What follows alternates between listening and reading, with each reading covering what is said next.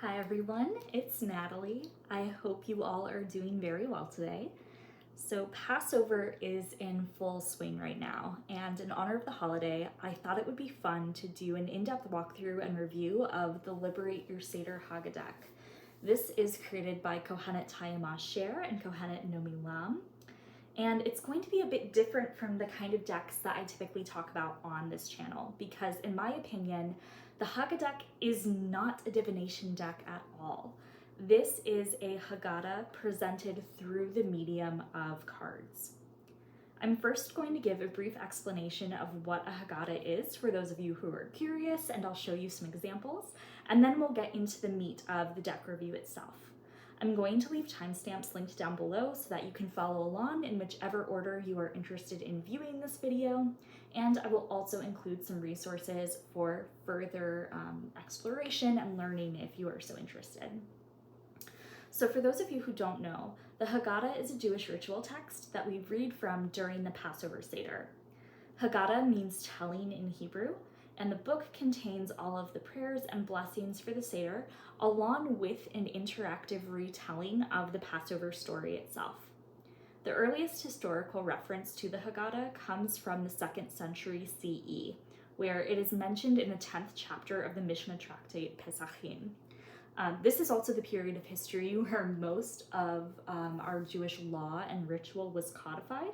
And in addition to mentioning the Haggadah itself, this is the tractate where many aspects of the Passover Seder were written down for the very first time.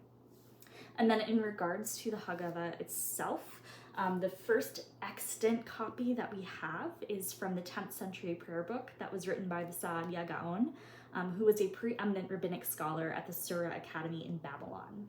And since then, thousands have been published around the world. While there is a fixed order to the rituals encompassed by the Seder meal, Haggadot themselves are incredibly varied, and they often reflect the historical, political, and economic influences that were on the Jewish people at the time that they were writing each of these texts. So for comparison, I have two print Haggadot. The first is the Vilna Gaon's Haggadah. So the Vilna Gaon was a Polish-Lithuanian rabbi and one of the foremost Jewish scholars of the 18th century. So this Haggadah was originally published in 1805 after he passed away, and was published in English by Art Scroll Masorah in 1993, which is this copy that I have. So you can see here you have the traditional text of the Seder written in both Hebrew and in English, and then the bulk of the text is the Vilna Gaon's own reflections and writings about what each of those components of the Seder represent. And then in contrast, I have a more modern Haggadah. So this is A Night of Questions, a Passover Haggadah, which was written by Rabbi Joy Levitt and Rabbi Michael Strassfeld and illustrated by Jeffrey Schreier. So this was published by the Reconstructionist movement in 1999. And you can see here we still have elements of Hebrew, English. We also have these really beautiful collage artworks that are illustrating it. And this is definitely more of a modern, kind of a more humanistic approach to Judaism, where all of that historical commentary is kind of de-emphasized in favor of original songs, poetry, different prompts for personal reflection that can be included throughout the Seder. But the order of the ritual and the prayers that both of them contain are the same throughout. So that's just kind of some examples of how Haggadot have evolved over time. So let's go ahead then and get into the Haggadah itself, which is kind of this newest iteration of this prayer book. So the deck was first published in 2020. It's available for purchase on Kohenet Tayama's website, which I will leave linked below. It comes with 31 cards and this really lovely woven red bag that contains them.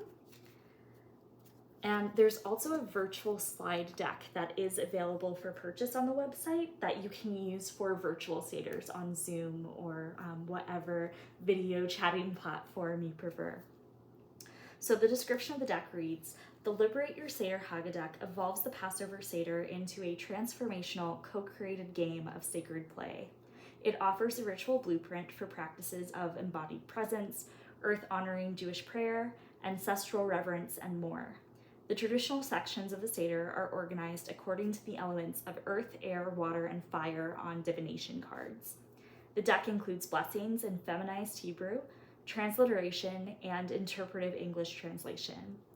The Haggadeck is accessible for those new to the Seder ritual and engaging for those who have participated in or led Seders time after time. Open the portal, spread the cards, and dive in. So that is what we are about to do together. Now you'll note that just as they said that the deck is kind of divided elementally, there are different card backs representing each of the 4 elements, and there are also going to be slight variations in the motifs and coloration on the cards themselves. So I put the deck in order, and we're going to go through this together, starting with Bedikat Hametz, the search. Clean and prepare for the transformation. Chametz is what we are removing. It is the leaven and bread we don't eat during Passover and the schmutz that keeps us from being most free. Our chametz once served us and now doesn't support what matters most or what we are currently committed to tending. We shine a light to find any remaining chametz. This is our literal and psychic clutter bust. So that is very traditional so far.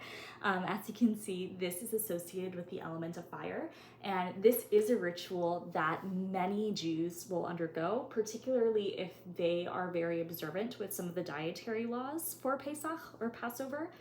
So what we do is we go through and we find any leavened bread products that are in our home, and traditionally we'll donate them to charity, but then the crumbs, like the detritus in our kitchens that we clean out, is going to be sacrificed to the fire to cleanse and to get rid of. And so that's where we get this second card, the burning of the chametz itself. So Bior Chametz. We offer chametz to the fire. This marks the transformation and release of what we are letting go of. We shed anything that doesn't serve what matters most to us. Burn your chametz in whatever way is right for you. Offer a crumb or a slip of paper to a candle, bonfire, or fireplace, or envision a fire and offer what is no longer needed to that flame. And then we get into the actual Seder itself. We have a card for welcome, gather, and begin. It reads, "Welcome to a sacred feast of celebration and transformation. Passover is the Jewish Freedom Festival, a moment of rebirth and renewal." The Seder, meaning order in Hebrew, is a ritual journey that activates and roots the energy of this holiday. Our Liberate Your Seder Haggadeck, inspired by the traditional Haggadah, evolves the Seder experience into a transformational co-created game of sacred play. Tonight we honor the elements of fire, water, earth, and air.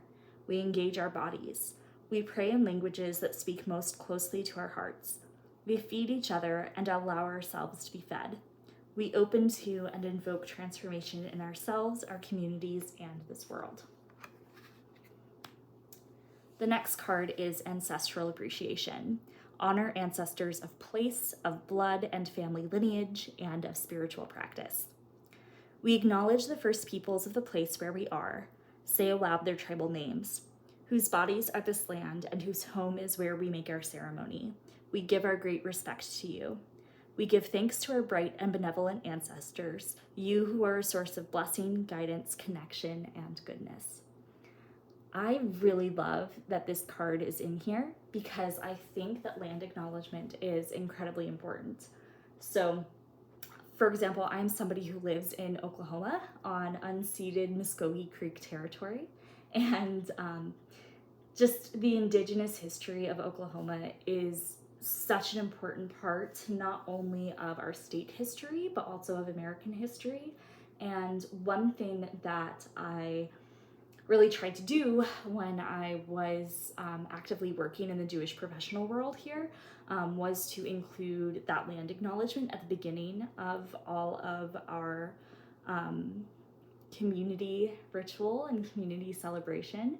And so I love that this acknowledgement is something that is very important to the Kohenet movement as well. I love that Taya and Nomi included this card as a blessing and an entryway into beginning the Seder.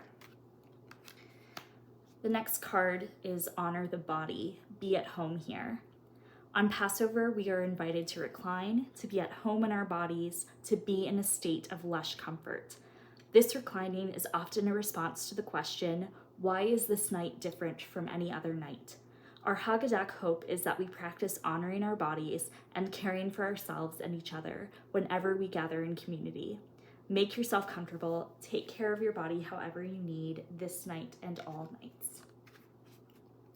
Now, this section of the deck is devoted to different elemental blessings, and this is something that, in addition to land acknowledgement, is kind of becoming more common in rituals that are kind of rooted in earth-based Judaism.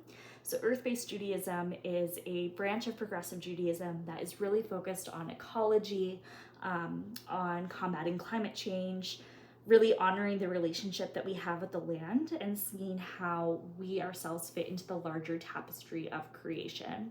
So these elemental blessings included are as follows. We have fire, or ish. Fire clears, fire invokes, fire transforms. What does fire feel like in your body? How does fire move? What is fire's sound? We give thanks for and embrace the search, the burn, the lighting anew. Water, mime. Water heals. Water nourishes and sustains. Water shapes and becomes the shape of all that blesses it. What does water feel like in your body? How does water move? What is water's sound? In partnership with the waters of wine, of washing, of salt, of parting, of sacred story, we alchemize, we pour, we partake, and we play. Earth, Adamah. Earth roots and grounds. Earth embodies and becomes. Earth holds what was, is, and will be. How do you feel earth in your body? How does earth move? What is earth's sound? From earth we come, and to earth we return. Air, ruach. Air stirs and stills. Air transmits and creates space. Air whispers and whooshes. How does air inhabit your body? How does air move? What is its sound? Amidst the blessing of the ancestors, we reveal, we breathe, we dream. Spiral, Lulyan. Spiral begins, ends, and kisses everything that unfurls between. Spiral centers and becomes. Spiral moves life through time and space. Where does the spiral bring you again and again? What is different and new this time around the spiral? We are a spiral coming home.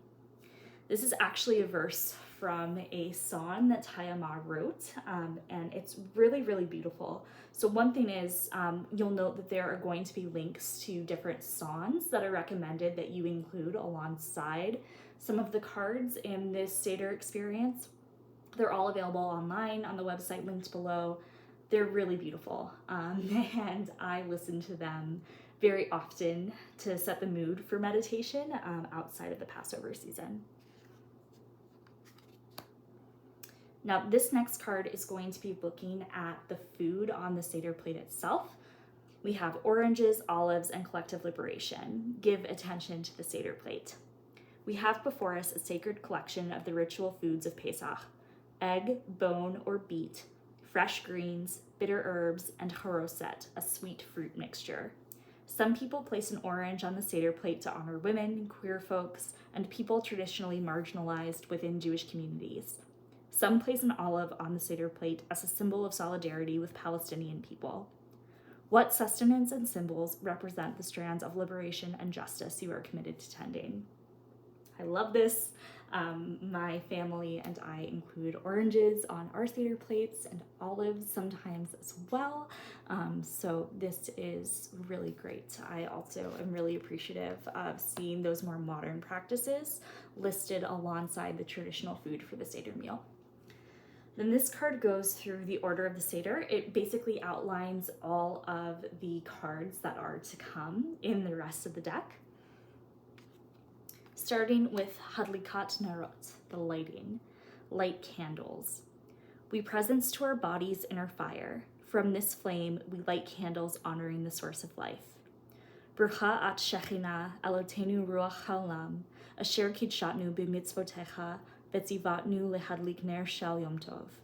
A blaze of blessing are you, Shechina, who enlivens us and ignites flame to guide and transform us. So we do traditionally light candles at the beginning of Pesach. I just blended Pesach and Passover together just now, but we light candles at the beginning of the holiday in order to help to sanctify and delineate between mundane time and space and sacred time and space. The big difference in this deck is that the traditional prayers have been slightly altered, so that way they are using feminine language and the title of Shekhinah to refer to God, as opposed to the masculine Adonai. So this is really I think most important part of Kohenet ritual is that this is a very feminist, progressive group that is focused on recovering the divine feminine and the important role that feminine aspects of God played in ancient Judaism and bringing them back to the modern day. Hebrew is a gendered language, much like Spanish is.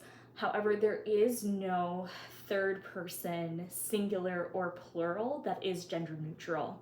So even though traditionally God is not a man or a woman, God is considered to be formless, there is no gender neutral tense. There are no gender neutral pronouns by which we could refer to God. And so the default has always been to refer to masculine grammar, which of course is problematic because the language that we use creates our reality. And if we're always referring to God in the masculine, despite the fact that God is genderless, then we inherently are going to associate the traits of God with men and denigrate the status of women. So we're going to continue to see this feminine usage throughout the Haggadah. And also, if you're curious and you want to look at other texts and other ritual tools that Kohenet has created, they're also going to be using feminized Hebrew language as well. Next is Kadesh, make holy. Bless and drink the first cup of wine or juice. We give thanks for the waters of alchemy. We presence to the pulse of transformation as water meets soil, meets vine, meets the journey sublime. Brucha at Shechina, Elotenu Ruach Haolam, Liberate Pri Hagafen. A wellspring of blessing are you, who blesses the fruit of the vine, transforming grapes into wine, alchemizing our gifts into possibilities divine. So again, traditional prayer. We always start off by blessing the first cup of wine. We also begin Shabbat as well with blessing the wine first before the rest of the meal. Again, just feminized language instead of the traditional masculine Hebrew. Urchatz, cleanse with water, wash each other's hands. May this water wash away what we no longer need in support of the thriving of our bodies, our communities, and the world. A cascade of blessing are you who releases and renews. A hand washer circles the table, placing a large empty bowl under the hands of each person and pouring water over their hands. Or a bowl of water is passed and each person washes the hands of the next. Or a bowl is placed centrally and each person makes their way to it with care. It's also a traditional component of the Seder and of Shabbat. Next is Karpas, earth healing. Dip greens in salt water and feed each other. In Jewish customs, salt is protection, preservation, nourishment, and healing. As we dip fresh greens, vitality of the earth, into salted waters, we call to mind the places of greatest well-being in our bodies, our lives, and the world. Envision those places touching what is in greatest need of care and healing. We pray for the earth and for the thriving of the web of life. Brucha at Shechina, Elotenu Ruach Haolam, Liberate Pri Ha'adamah. A wellspring of blessing are you, who nourishes, protects, and heals. This is where things are going to start to deviate. So traditionally, we do dip karpas, which is usually parsley, but some herbs into the salt water at the very beginning of the Seder. However, traditionally, The karpas, they represent the abundance of the Jewish people before being enslaved in Egypt, and the salt water represents the bitterness of that environment of slavery. It represents the tears of our ancestors who were abused and forced to perform this manual labor. So I do think it's interesting, the connection with salt in Jewish folk magic and in traditional modes of folk medicine is definitely accurate here, but not so much within the context of the Seder meal itself. But we will continue on. Yachatz, break the matzah. We give thanks for breaking open. We take a stack of 3 matzot. The outer matzahs are the container, the structure, the protective boundary. With intention around anything that needs to be broken in our lives so that we can be more fully whole, we break the middle matzah. Call into your heart a moment where breaking open was necessary for you to break through. Call into your heart what breaking open you are amidst right now, what breaking open you need, what breaking open you pray for in community and in the world. Someone may wish to hide one half of the broken matzah, called the afikomen, between now and the end of the meal. I think that this is probably one of the most beautiful cards and one of the most beautiful adaptations so far within the deck. And the afikomen, that's fun. We often will hide this broken piece of matzah somewhere in the house, and the little kids at the Seder will look for it after dinner, and they might receive a little prize if they do. So now we have the elemental 4 questions, which is meant to be recited to the tune of Ma Nishtana. So Ma Nishtana, these are, the song contains 4 traditional questions that children are encouraged to ask during the Seder. So traditionally, they would be, on all other nights we eat chametz and matzah. Why on this night only matzah? On all other nights we eat all vegetables. Why on this night maror? On all other nights we don't dip even once. Why on this night do we dip twice? And finally, on all other nights we eat either sitting upright or reclining. Why on this night do we all recline? So these questions are meant to prompt interaction between parents and children, to encourage them to begin to understand some of the symbolic references within the Passover Seder. Here, that has been entirely changed to more spiritual questions. So how is this moment unique and divine? Sacred space and sacred time. What is the blessing earth roots and reveals? Embody the dream and heal. What is the blessing water flows through our veins? Surrender, allow the change. What is the blessing air breathes through our lungs? Be and become.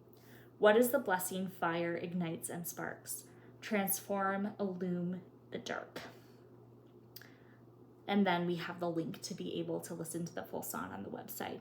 So I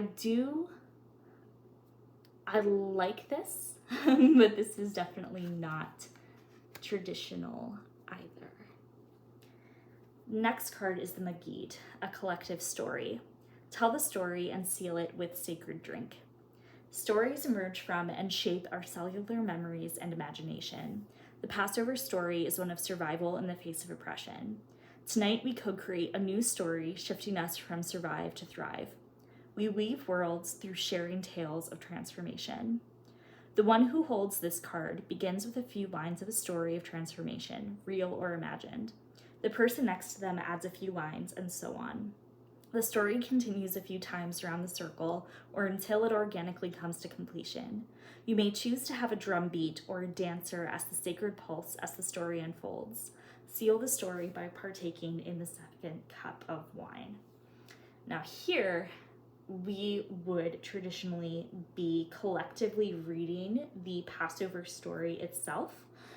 So usually what happens is every single person at the Seder table will read one paragraph of the story and pass on to somebody else.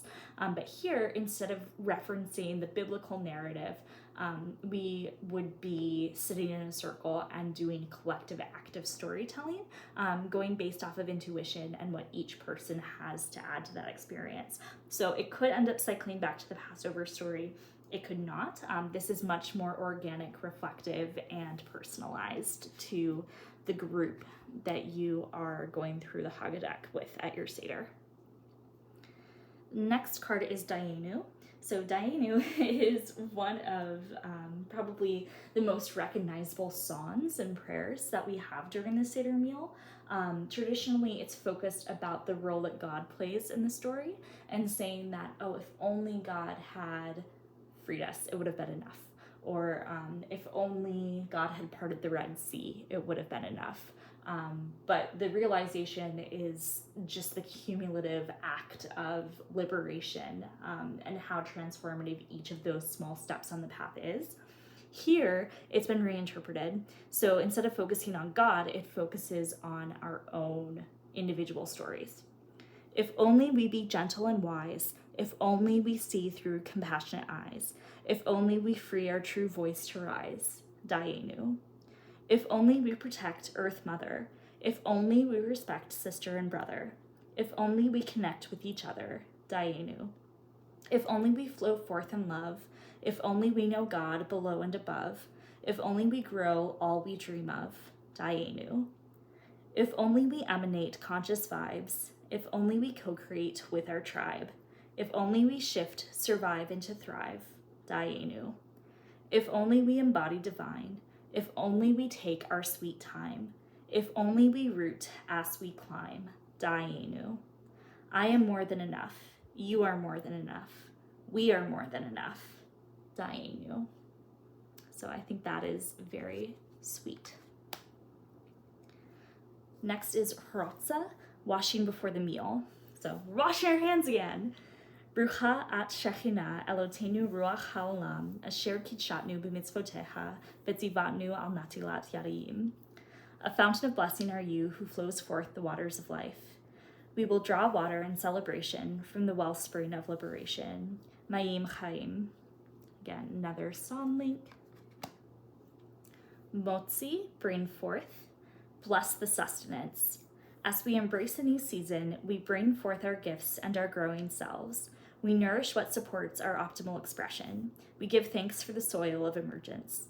Brucha at Shechina Elotenu Ruach Haolam Hamotzia Lechem Min Haaretz. A harvest of blessing are you who emerges. So this is a feminine reinterpretation of the blessing over bread. In this case, blessing part 1 for matzah. And now we have the blessing that is specific to matzah itself. What's essential? Bless and taste the matzah. Matzah is unleavened bread. Anything superfluous has been stripped away. Who are you without all the extras you distract yourself with? What do you peel away? What is left? Gather close, touch the matzah, or touch someone who is touching matzah. Brucha at Shechina Elotenu Ruach Haolam Asher Kitshatnu B'mitzvoteha V'tzivatnu Al Achilat Matzah. A rooting of blessing are you who turns our attention to what is essential. Maror, strong medicine. Taste the bitter herbs. Bitter herbs are medicinal, cleansing, and stimulate digestion. Some of us have been taught to avoid what is bitter or to shy away from hearing or speaking strong truths. What are the gifts and medicines of that which is fierce? Are there truths you've been afraid to speak or to hear? Where can you be more honest in your perceptions, words, or actions with yourself or with others? Brucha at Shechina Elotenu Ruach Haolam Asher Kitshatnu B'mitzvoteha V'tzivatnu Al Achilat Maror. A fierce force of blessing are you who clears our palate and heightens our perception with your truth. So at this point, we're beginning to eat some of the foods that are on the Seder plate in the traditional ritual order. Again, usually the bitter herbs are symbolic of the bitterness of slavery, but I do like this reinterpretation here about how sometimes bitterness can turn into medicine, how sometimes those can be very powerful lessons for us to own our authenticity and to step into the role as the liberators in our own lives and personal experience. Next is korech, solidarity. We taste the matzah, maror, and haroset together. This is also known as the Hillel sandwich, by the way. It tastes really good. But haroset brings together fruits, nuts, and honey, juice, or wine into a delicacy so much greater than the sum of its parts. We weave what is abundant and sweet, the haroset, with what is humble, matzah, and medicinal, maror.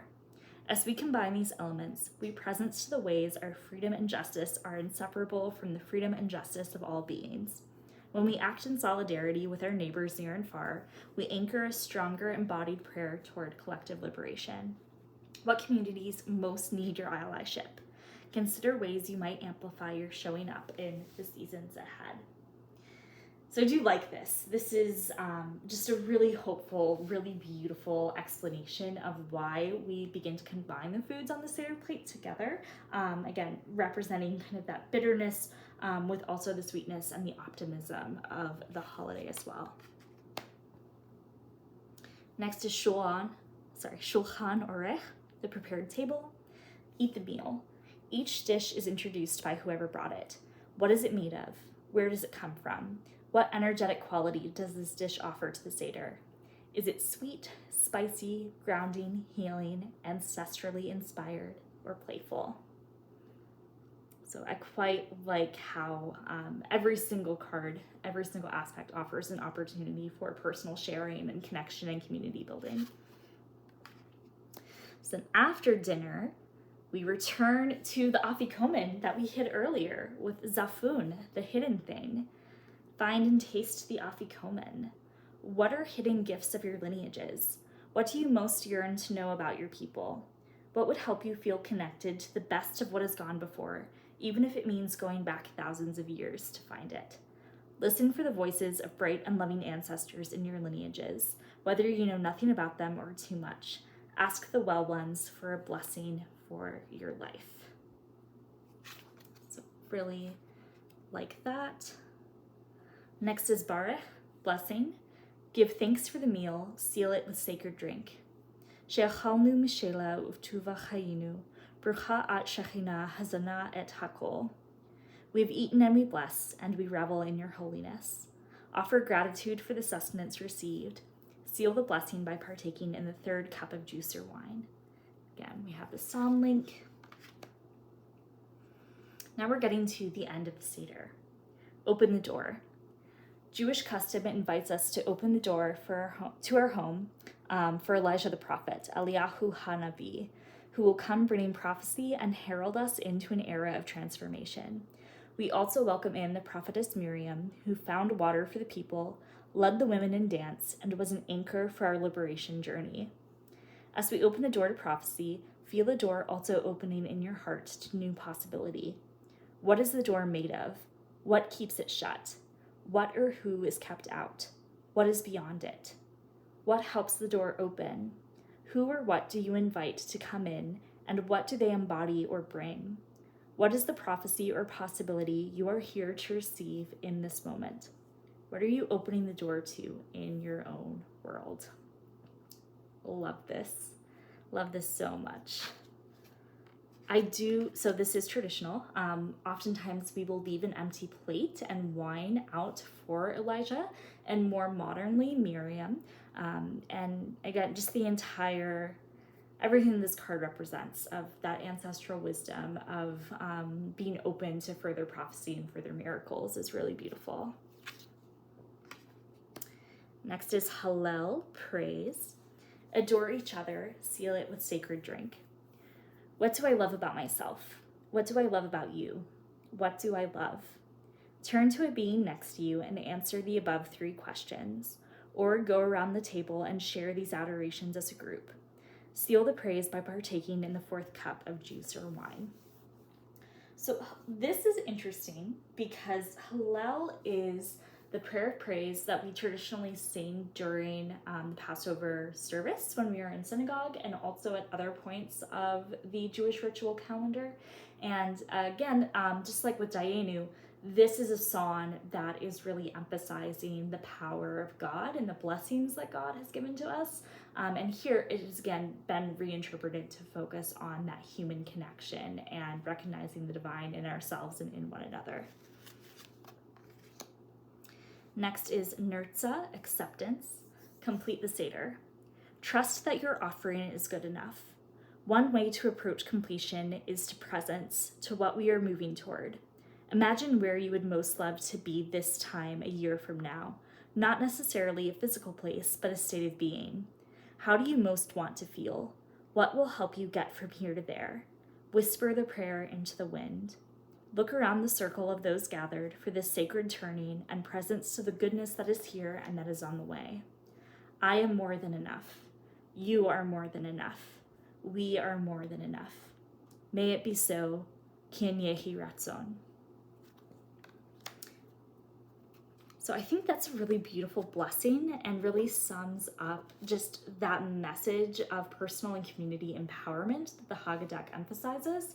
I will note that what is missing from that ending is the traditional final line of the Seder, which is next year in Jerusalem. So that line has been there for upwards of 2,000 years and is the hope that the Jewish people in diaspora had of being able to return to the land of Israel, because after the destruction of the Second Temple, the Jewish people were expelled, and that's how you had the diaspora in Europe, in Central Asia, in Africa, and so on. A lot of folks have taken that out of modern day Seders because of the foundation of the state of Israel and Jews being able to return to the ancestral homeland. And then others have also taken out that line as a further way of showing solidarity to the Palestinian people who are also living in the land and have a historical and cultural claim to ownership there. So I'm not surprised that that line is missing. I think that this is a good note again to end on, given the themes, given the just meditations that the Haggadah has had to offer us so far. So, what are my thoughts on this? I think you can tell that there are definitely aspects of the Haggadah that I absolutely love. I think that overall, this is a really brilliant, bold, and ambitious new addition to the canon of Haggadot. I really enjoy the fact that the emphasis is on personal reflection and making the Seder even more intimate and conversational. Really, the heart of Passover is about reflecting on the ideas of freedom and redemption and seeing how we can continue to do that work and advancing those principles within our own lives and our own communities. So I think that this is a really powerful call to social justice, to self-care, and to reparative action to heal that which is broken in the world. Additionally, as a woman and as a feminist, finding the Kohenet movement and beginning to incorporate prayers with feminine God language has been particularly empowering for me on several different stages of my spiritual journey. And so I'm really happy that we have all of these prayers for Passover condensed into one place. Now, where the Haggadah falls a bit short for me is the lack of emphasis on the historical Passover story and on the lack of emphasis placed on God themselves. So for me, both of those things are very central spiritual cores for me, and really what I relate this holiday to is, again, kind of that room for the miraculous to happen, kind of that magic of co-creation between ourselves and God, and really being able to step back and to kind of see the bigger picture and to see the bigger force that animates us. And I don't think that the deck is necessarily lacking in that, but again, it is very much focused on like your personal individual experience. So I think, again, particularly with the communal storytelling section, if you were in a particular group of people who found a lot of inspiration from the traditional Passover story in the book of Exodus or Shemot in Hebrew, then those elements would definitely be present. But it depends on the group that you have with you around the Seder table. So for me, for some more transparency in terms of my own personal practice, I'm definitely philosophically renewal and progressive in my Judaism, but my family and I are part of, or I should say my partner's family, because my side of the family is Christian, but we are associated with a conservative Jewish movement, which is a topic for another video. It's not conservative by any means. It means something completely different than the political connotations that you would have with it in America, but it just means that we prefer some of the more traditional halacha or Jewish ritual law, and also tend to have more of the long form Hebrew prayers. So I don't think that this is a deck that I would break out for our family Seders anytime soon. However, that being said, I do think that this could be used for Rosh Chodesh or Jewish women's groups, and I'm very excited about that potential. One of my goals is to start that in the community that I live, and so I think there's future ritual use for it at the moment. It's just not one that my family and I would be incorporating this year. Also, all of that being said, I really do think that this deck is amazing for helping you to think about the Passover story in a new way. All of the questions that are on the cards are ones that I have personally journaled with year after year, and that has provided a really great anchor for me to come back to, especially when preparing myself the week before Passover begins. So, would I recommend this deck? Absolutely, to certain groups of people. If you are part of the Kohenet movement, or if you are part of another branch of progressive Judaism, then I definitely think you would love and want to incorporate this deck into your Passover celebration. I also think that this would be useful for folks who identify with humanistic Judaism, because it focuses much more on that personal human experience as opposed to focusing on the divine. Again, if you're part of a Rosh Chodesh group, I think that this would be wonderful because of that feminine God language.